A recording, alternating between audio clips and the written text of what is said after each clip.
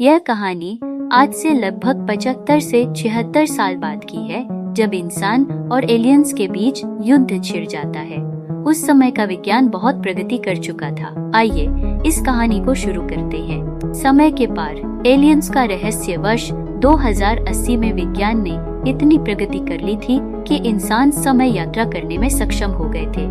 लेकिन इस अद्भुत खोज के पीछे कई अनकहे खतरनाक रहस्य छिपे थे। हालांकि इस तकनीक का उपयोग केवल गुप्त सरकारी मिशनों के लिए किया जा रहा था। समय यात्रा का प्रयोग भविष्य में होने वाली विनाशकारी आपदाओं और अज्ञात रहस्यों की खोज के लिए। यह कहानी एक ऐसे मिशन की है जिसने इंसानियत के भविष्य को हमेशा के लिए बदल दिया और युवा वैज्ञानिक विवेक शर्मा की जिंदगी को एक दर्दनाक मोड़ पर ला दिया। विवेक शर्मा एक तेज तर्रार और जुनूनी युवा वैज्ञानिक कालचक्र नामक गुप्त सरकारी समय यात्रा प्रोजेक्ट का अभिन्न हिस्सा था।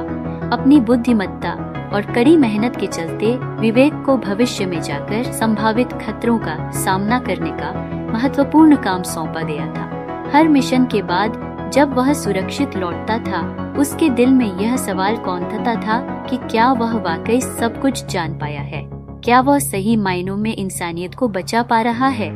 और फिर एक दिन उसे वर्ष 3000 में भेजा गया, एक ऐसा मिशन जो उसे अंदर तक हिला देगा और जिसका परिणाम अनगिनत जिंदगियों के लिए निर्णायक होगा। जब विवेक वर्ष 3000 में पहुंचता है तो उसकी आंखों के सामने वह दृश्य आता है जिसकी उसने कल्पना भी नहीं की थी। धरती जो कभी हरियाली और जीवन से भरपूर थी, अब एक वीरान और बंजर दुनिया में तब्दील हो चुकी थी। हर दिशा में सिर्फ तबाही और धूल के ढेर थे। उसके दिल में एक गहरी उदासी और डर भर गया, जैसे उसकी आंखों के सामने मानवता का अंत हो चुका हो। अपने भीतर की बेचैनी को संभालते हुए वह उस गुफा की ओर बढ़ता है जहां उसका मिशन उसे ले जा रहा था।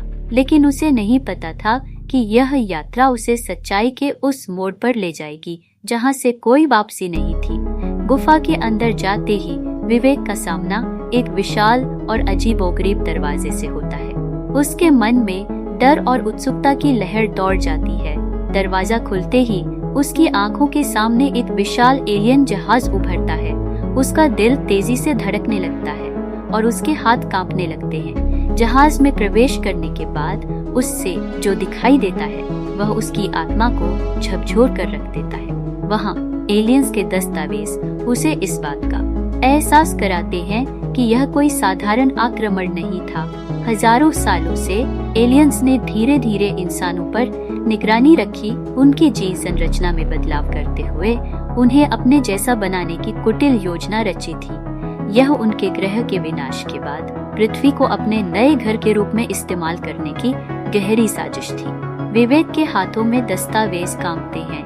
उसे समझ नहीं आता कि यह सब कैसे हुआ, कब शुरू हुआ और उसने इसका अंदाजा क्यों नहीं लगाया।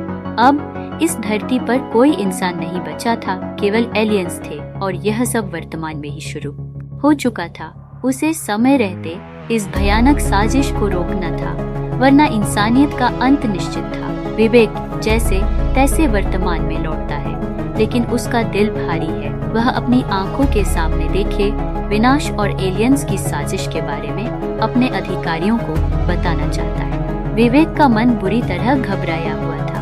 वह हर एक पल में अपनी आंखों के सामने इंसानियत का अंत देख रहा था। उसे इस योजना को किसी भी कीमत पर रोकना था। सरकार पहले तो उसकी बातों को नजरअंदाज करती है, लेकिन जब वह अपने पास मौजूद सबूत दिखाता है तो अधिकारियों के चेहरों पर भी डर और चिंता साफ झलकने लगती है। हालांकि विवेक ने जो बताया वह जनता तक नहीं पहुंच सकता था।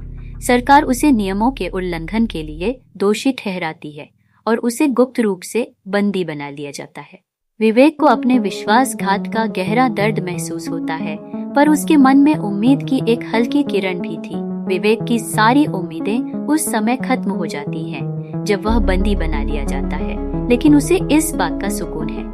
विवेक की सारी उम्मीदें उस समय खत्म हो जाती हैं जब वह बंदी बना लिया जाता है, लेकिन उसे इस बात का सुकून है कि उसकी दी गई जानकारी विज्ञान विभाग के उच्च अधिकारियों तक पहुंच चुकी है। अंततः सरकार एक गुप्त टीम बनाकर एलियंस की योजना को नाकाम करने के प्रयास शुरू करती है। विवेक को अपनी आजादी खोने का गम था, लेकिन उसने इंसानियत के भविष्य के लिए जो बलिदान दिया था वह व्यर्थ नहीं गया। कहानी यहीं समाप्त होती है, लेकिन एक बड़े सवाल के साथ, क्या विवेक का बलिदान वास्तव में इंसानियत को बचा पाएगा?